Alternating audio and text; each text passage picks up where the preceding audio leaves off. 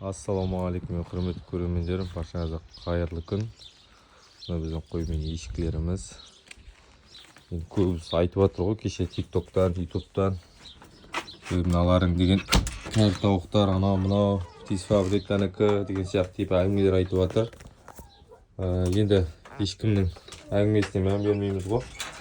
50 бас алып келдік. 50 бас по заказу алып келдік. Уже өтіп кетті. Енді 10 басы қалды. Отправка жасау керек. Аллаға шүкір, салған ақшамыздың барлығы мінекей тауып жатырмыз, жасап жатырмыз.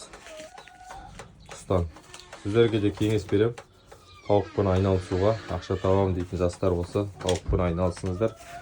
Жұмыртқа туып тұр, күніне беріп тұр. Бүгін енді 10 басты сал жібердім Ақтөбе қаласында. Енді 10 басты, енді 10 басты сал жіберсем болды. Енді үйректеп қойған қаздардың екінші партиясы келді. Алам десеңіздер хабарласыңыздар. Қаздар 2,5 теңгеден екінші партиясы. Бірінші партиясы келді, 2,5 сатты, өтіп кетті. Енді екінші партиясында келді ғой. Екінші партиясы бар міне. Сөйтсе хабарласыңыздар, алам десеңіздер. Күніне көкшөпке жайылып жүрген қаздар. Мына жерге аулаға осы жерге жайылады. Қазір енді қамап тастадым. Қазір жұмысқа кететін уақыт болып қалды.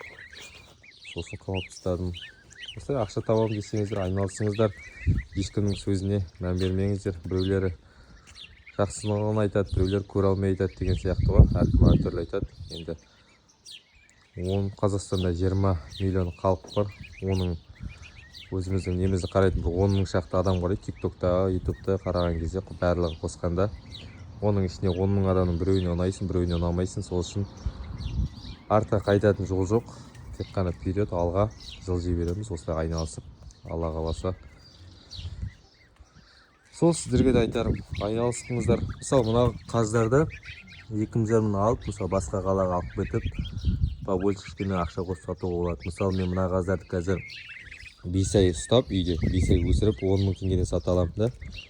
Бір жыл келесі көктемге дейін ұстасам, қыста мен уже қысқа дейін ұстасам 15 мыңнан сыммен сатамын ғой қаздарды дейді. Сол сияқты пока енді маған оборотқа ақша айналдыру керек. Сосын әкеліп сатып жатырмын. Енді өсіріп отыратын уақыт жоқ, әлі қорада дайын емес мені. Бізде қора салу керек, қораның зданиясына да ақша аудару керек. Сосын қолымда бар ақша қазір мен оборотқа айналдыру үшін тауық әкеліп сатып жатырмын, қаз әкеліп сатып жатырмын. Енді ешкі қойлардан пайда бар, бірақ әзір емес та, олар өзінің сезонымен. Мен бұларға бір неге өз-өзіме уәде бергем. Қой мен ешкінің басы бір количествоға дейін жеткізем, содан кейін бар сатам.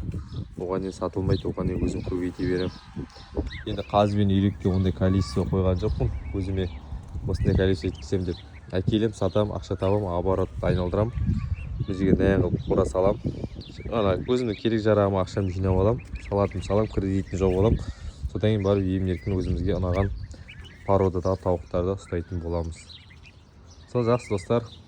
Көріскенше келесі видеода. Сау саламатта болыңыздар, аман болыңыздар.